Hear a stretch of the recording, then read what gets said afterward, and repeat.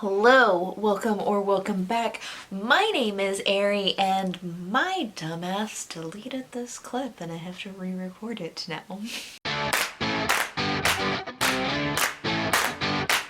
So this month I am reading the originally published Drizzt trilogy, which is the Icewind Dale trilogy. I supposedly just finished the Crystal Shard, but as I just said, I deleted that clip on accident, so I'm now re-recording hopefully the same thing that I said about the Crystal Shard the first time that I recorded this.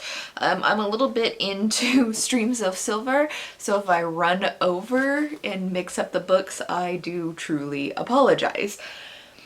So, I'm gonna put the individual book cover over here just because this is heavy. I don't want to hold this up while I'm talking. So, the Crystal Shard. This is, it's the first Drizzt book that was ever published, and it introduces Drizzt, and you can tell that a lot of the little things Drizzt mentions about his past that R.A. Salvatore went back and expanded on when he wrote the Dark Elf trilogy, which is what I read last month. So a lot of that stuff is mentioned in the Dark Elf trilogy, so it feels like you're reading just the second series and they're going back and mentioning things, but it was written in the other order. So what is this story about? This story is about a basic friend group and of adventurers. It's like a D&D campaign, and you've got all of the different adventure classes working together and they become best of buds. You have the Drow Ranger, who is Drizzt. He has a magical what is the word for it? A magical panther, which was Gwynrevere. And he fights with two scimitars. Then you have Bruenor Battlehammer, who is a dwarven king leader. I think he becomes a king later, but right now he's just the leader of a dwarven clan. And he is some sort of fighter. I don't know, he's a dwarf. Not ableist dwarf, but D&D, Tolkien, heavyset, beard, fights things by taking out their kneecaps, that kind of dwarf. Then we have a helicopter. Then you have Wolfgard, who is a barbarian. I guess I should mention that Bruenor uses an axe. Wolfgard's a barbarian, so another fighter class. Apparently they're all fighter classes. I didn't realize that beforehand. But he is a barbarian warrior. He uses a warhammer. He's 7 foot something, big brawny guy. Then you have Regis, who is a halfling thief, and he's very lazy. Another character in here is Caterpie. So in this book, and I was really disappointed by this because I didn't remember it, but Caterpie is non-existent. Drizzt mentions a couple of times that Caterpie is his best friend and how amazing she is, but she has almost negligible page time. She kind of shows up, throws out a couple of lines, and encourages the men to do manly things, but she doesn't really have any purpose. I do know that later in the series, she is she uses a bow at some point, and I think towards the very end, she becomes either a cleric or a wizard, and I can't remember which one. I'm gonna say she becomes a wizard. Whatever. So that's like the main friend group. It does expand and collapse throughout the different books, but this is where like those 5 kind of like first form up a party, even if Caterpie is not really part of it yet. Like I said, these stories are like a D&D campaign because it's in the D&D universe. You've got like different like waves of quest that they end up going on. Basically, the 10 Towns is the area that this takes place in Icewind Dale, and all of these characters are different residents of like the area around 10 Towns in Icewind Dale. And first you have like barbarians attacking, and then you have like a wizard attacking with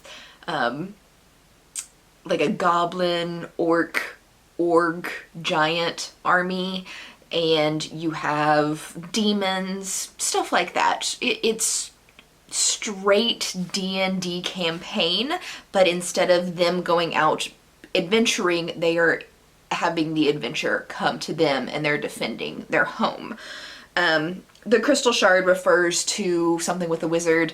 He has this like powerful crystal shard that gives him wizarding powers. He has not earned any of his powers. It's a subplot. It's not really important. The real main important part of this story is how Wolfgard joins their group and like an introduction to all of the characters. So overall, the story itself is kind of like, it's okay. There wasn't anything to complain about, but it's not like my favorite thing in the whole wide world. Now that I've kind of gone through like the basic idea of the story, what did I think? I did mention that I was extremely disappointed in like the lack of Caterpie, because she's one of like the best characters. So her lack was very, very, very sad. I can tell you, having read a lot of these, like almost all of the Drizzt books, I think there's one series that I didn't read, but I've read the majority of the Drizzt books. Regis is the character with the most growth. He's silly in the first books, and he becomes like a much better character. The story overall was a bit too like introductory for me to enjoy on a reread, but it's the introduction to these characters, so it's supposed to be introductory. So, I mean, I get it. I'm not mad at it, but it wasn't like, this is a 5-star read, I loved it. It was more like, oh yeah, I remember how we met all these characters. This is fun. It was okay. Funny thing in the book is apparently when R.A. Salvatore first wrote this, he was told that he couldn't give a gender to magical creatures, so Guinevere was supposed to be written as an it, because it's a magical panther, and so it's not human, so it is not a she or a he, it's an it. And in R.A. Salvatore's mind, Guinevere was always a female panther, and like into the series, once he has more control, he does write her as a her, but most of the time Guinevere is referred to as like it in here. But there was a copy editor who apparently got like a bit too excited about something and changed one of the it's to a he. So Guinevere is referred to as a he in one line in this book, and apparently R.A. Salvatore has spent years and years and years explaining that to fans, because I read it and I was like, wait, Guinevere's a girl? Am I like going crazy? And I looked it up, and apparently Salvatore's been like, it was a copy editor's fault, it's not mine. But I thought that was funny. I think like the copy that I have of this book is a very old copy. I'm sure that like if you get a new copy of it, it probably has been fixed and it says she, but I thought it was a little bit funny. The end of this book, which I mean, I guess is a spoiler, but this is a spoiler-filled vlog, so I don't know why you're here if you're worried about spoilers. But at the end of this book, or 4 of the characters, Drizzt, Bruenor, Wolfgar, and Regis, are deciding to go on a quest to find Brunor's ancestral home, which is Mithril Hall. And Brunor was born there, and he's the only dwarf left in his dwarven clan who has actually seen their ancestral home. And he remembers it being overtaken by something dark when he was like a very young child. And his clan was mostly killed off and then driven out. But now he and his new friends are going to go find this ancestral home, supposedly. I mean, they do, but I haven't gotten to that book yet. And that's what we are going to get in Streams of Silver, I believe. At the very, very end of the book, we are also introduced to one of like my top 4, I would say, maybe top 5, like all-time favorite characters from the Dritz universe. And he is a villain, and his name is Artemis. And I love his character and his character development over like the expanse of this book series. He has like amazing gray morality, and he is kind of like the mirror to Dritz, where like they have very similar fighting styles, very similar lives, but like made different choices and kind of like reflect each other.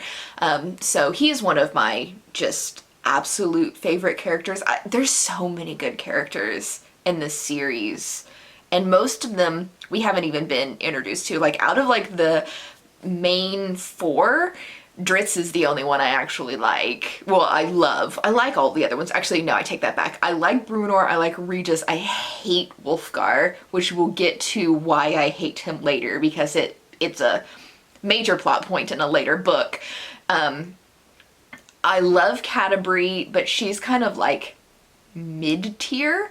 Then like Jarlaxle, Artemis, Pickle, those guys are like my favorite characters. So I'm like excited to continue on. I'm not like, my excitement level for this series is kind of low, because it's just like, this is an introductory series. We don't get to the good stuff until later, but I'm excited to get to the later, if that makes sense. So I will shut up now and come check back in with you once I finish Streams of Silver and give you some updates on that book. So I just finished Streams of Silver, which cover is going there. And I have to say I'm mostly disappointed in this book. It's pretty obvious to me that R.A. Salvatore had a lot of restrictions on how he was allowed to write this first series. It's so poor, like compared to his regular writing. It's very cut and dry, very much like somebody played a D&D campaign and then turned it into a story. And it just, I don't know, it just feels boring, honestly. So what this is basically Brunor, Wolfgard, and Dritz set out from Icewind Dale to find Brunor's ancestral home. And Brunor is the last surviving member of Clan Battlehammer who has seen this ancestral home, but the last time he saw it, he was a very, very young boy, and it's been over 200 years since he's seen it. So this place is mostly like non-existent. He remembers something dark coming up from the tunnels, and his clan is dead, all except for like 200 people. So yeah. Also, it was like a hidden place because dwarfs are very, they guard their secrets and their wealth. So they kind of like hid Mithril Hall.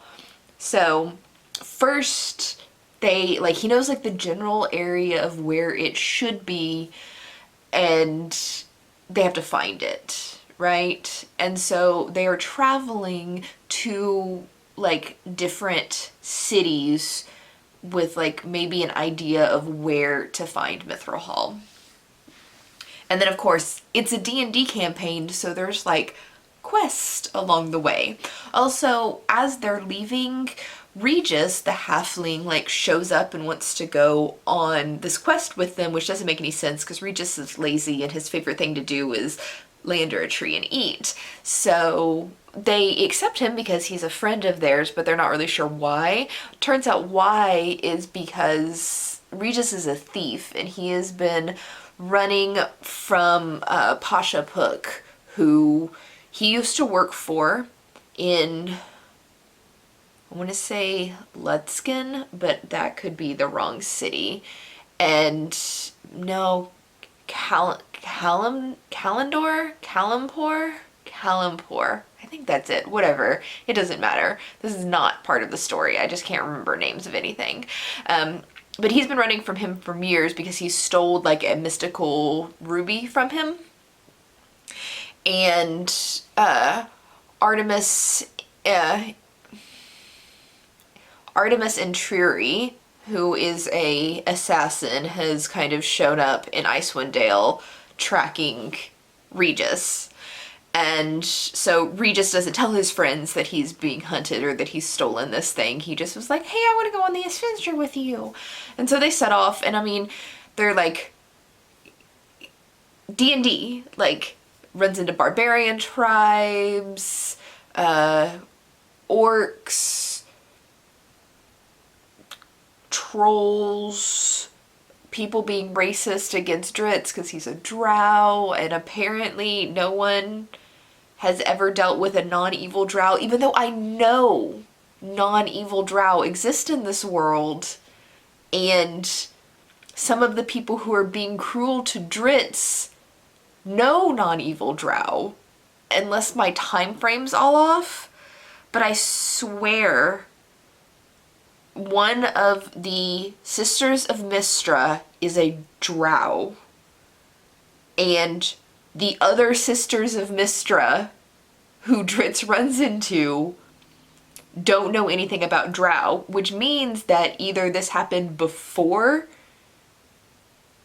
the drow became part of the Sisters of Mystra, or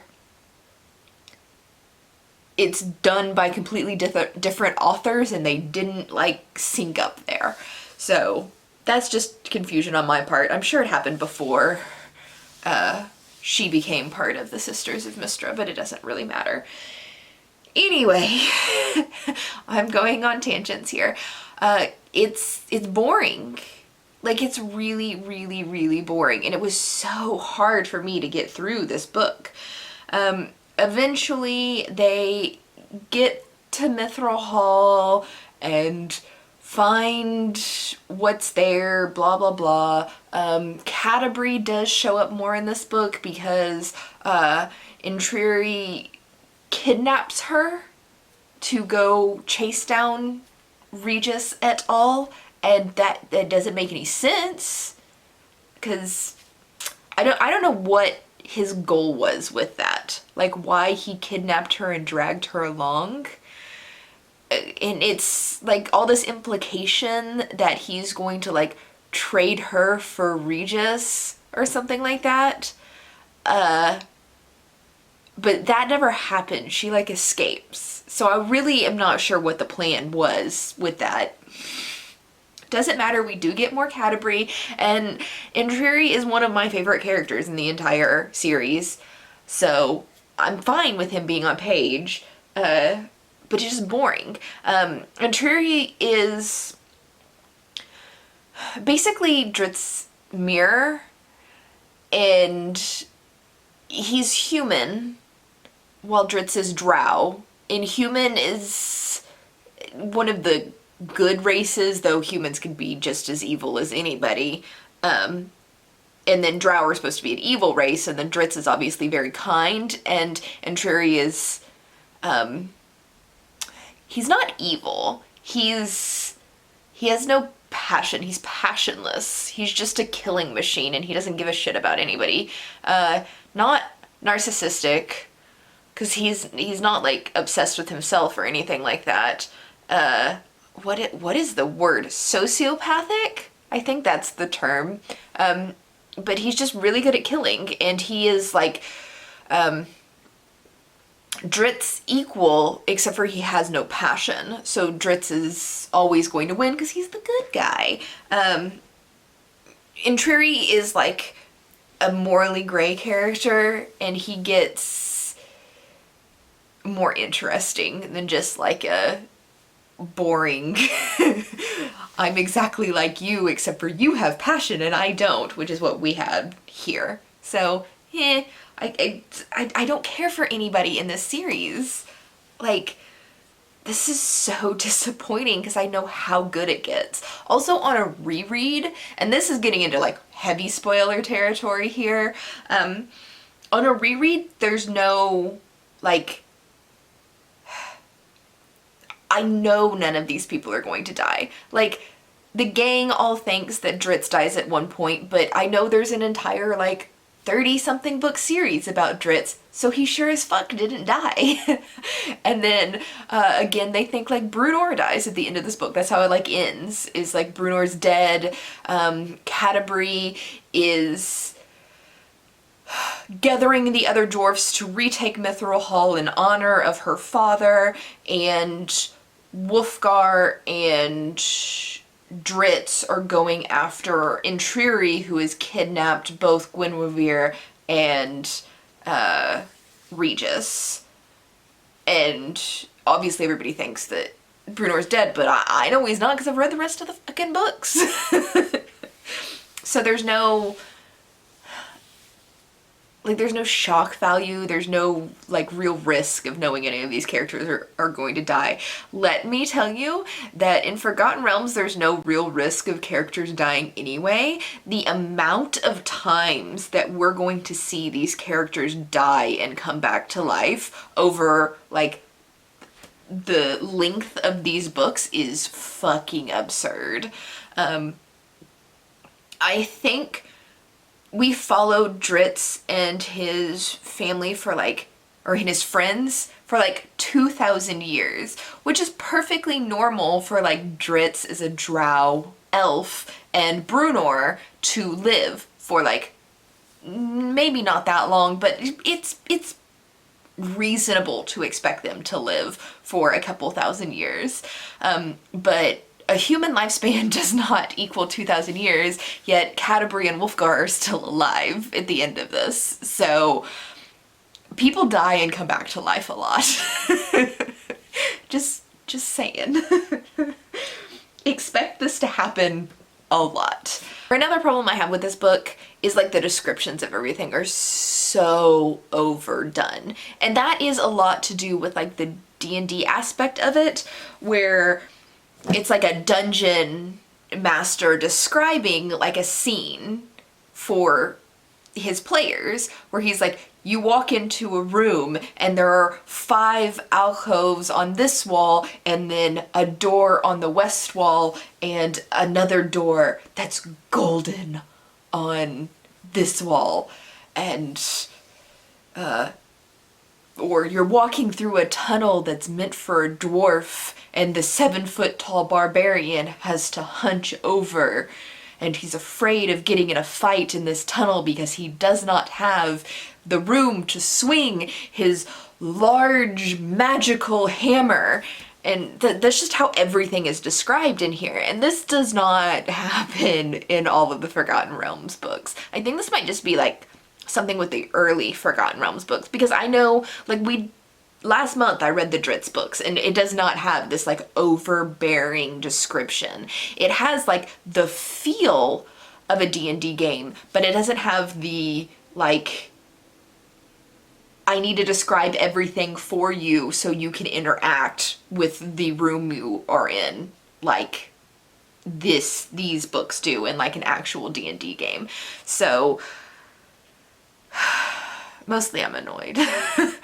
It's just, at this point, it's just like I'm gonna get through the last book and then move on to the next series, because I'm not feeling any redemption coming for the third book as far as like piquing my interest. It's a story that like you need to know to get to the rest of the story.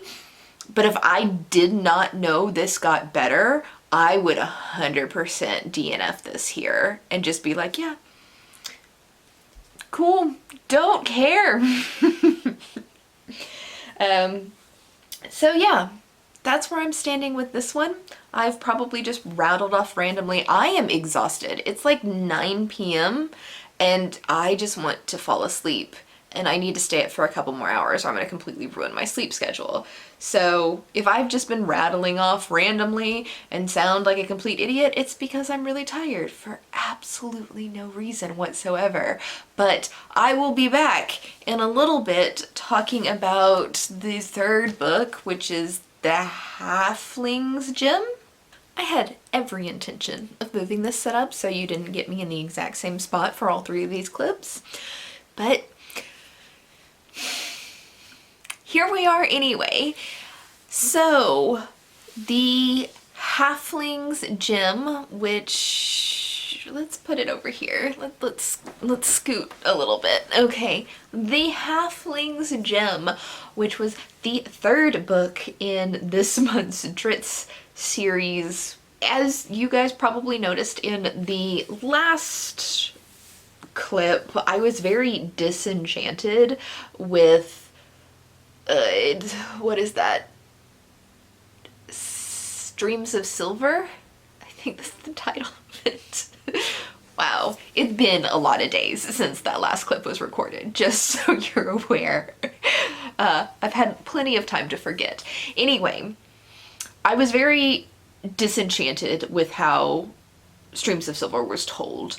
It was just very cut and paste, very dry, very generic D&D story. And I felt like this book was going to be the same. Just R.A. Salvatore did not have a chance for his writing to shine through with this. He was like, I guess, told that he needs to tell a very, very specific story in a very specific type of way that reads like a D&D campaign, which these do, but it's also really boring. So I thought maybe because usually you hear a D&D campaign out loud, that maybe this works better in an audiobook format. And I may have just put the audiobook on and played RimWorld for 16 hours. Don't judge me. Anyway, it does work a whole lot better. It does work a whole lot better in an audiobook format, even though it is still very cut and dry.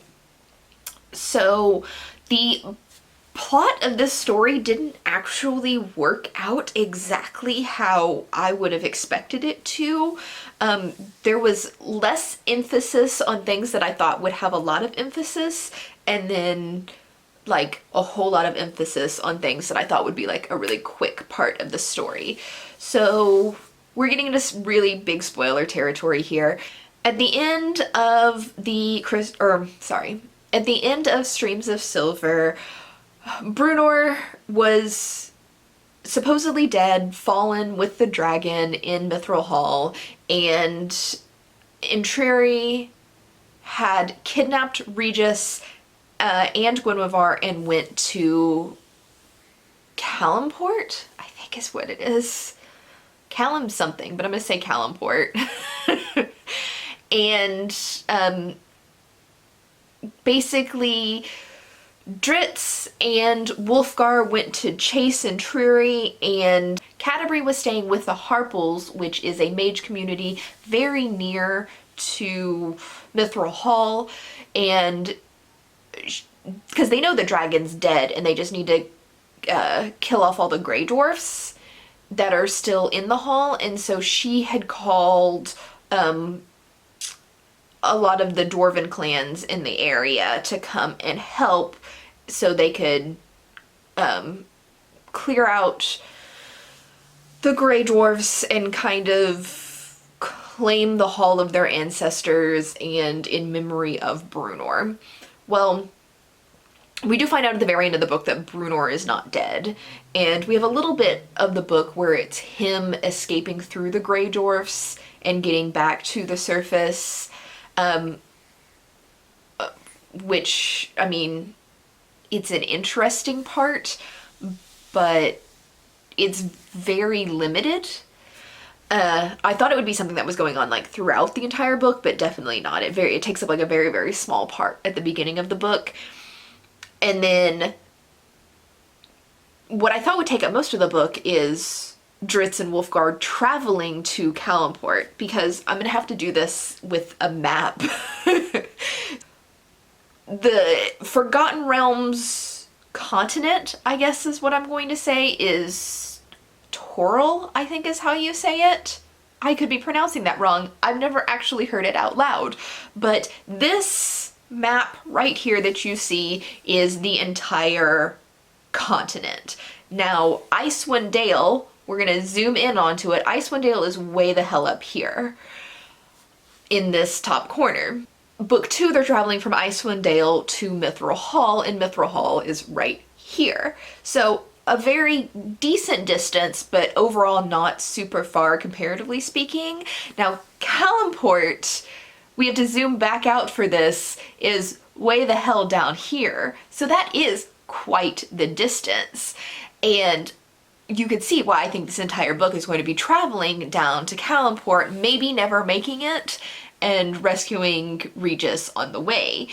No, I kind of forgot that they take a boat, so it travels a whole lot faster. They go from Mithril Hall to Waterdeep and then take a boat from Waterdeep down. And so the traveling part, you've got like a little bit of traveling and adventure at the beginning where Drizzt and Wolfgar are collecting a couple of needed magical items in order to travel across the realm. Drizzt gets a magical scimitar because Bruenor fell with his icing death. Drizzt gets a mask that he can put on his face and it will turn him into like a surface elf.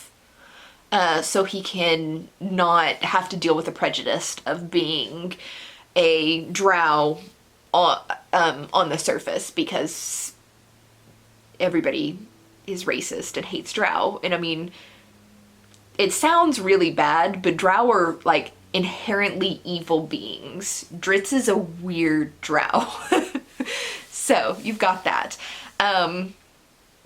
So that's where most of the adventure, and then like the adventure in between is very, very short, where they just like quickly get to Waterdeep and then take a boat ride, and then there's like maybe 1 or 2 battles with pirates, but mostly it's like a non-thing. Most of the book is like the leading up, getting the magical items before they set on the adventure, and then their time in Calimport. And then this one, like the main theme, so the first book, it was like the D&D setting was you are defending your town from like waves of enemies. So they had like barbarians and demons and orcs and stuff that were all attacking the towns, and then they had to like defend their town. The second one was like an adventure scenario where they are traveling from Icewind Dale to Mithril Hall. They have to find Mithril Hall, so they've got to travel to all these things and like do some research to find it in the first place. And they're like have these like little mini adventure battles along the way, and then like the big adventure battle versus the dragon at the very end. And so this one is got a little bit of that like adventure battle, but really what this one is a dungeon crawler, because once all of the companions get to Calimport, because eventually like Bruenor rescues himself, meets up with Caterpie, and then they use a magical transportation to catch up very, very quickly to Drizzt and Wolfgar. So all 4 of the friends get together to face Intriri and Pashapuk in order to rescue Regis, and that is a dungeon crawler because they are traveling through the sewers of Calimport and dealing with like magical traps, well, physical and magical traps, and then fighting like were-rats and stuff like that. So it was like, if you really, really like D&D, or you really want to get into D&D and kind of want to know what a game would look like, then these books show you exactly how like a D&D campaign would play out, minus the actual dice rolls. But as far as like entertaining, it's not like a great fantasy story. It's very cut and paste, nothing amazing. But if you're interested in Dritz, this is like a series that you need to read to like be introduced to all the characters. I just don't think basically that it was worth a reread. Because I love Dritz, and even with like the January books, like those were all fantastic books. So I know it was like some sort of restrictions placed on Salvatore's writing in these early books, and not anything wrong that I'm like misinterpreting, or I remember it being a whole lot better than it was. So I have only expectations that this is going to get better. So next month, we'll see. Next month's a weird month, but that's for another video. Thank you for joining me through this like kind of really mediocre month of Dritz, but like I said, it can only go up from here. I'll catch you in the next video. Bye!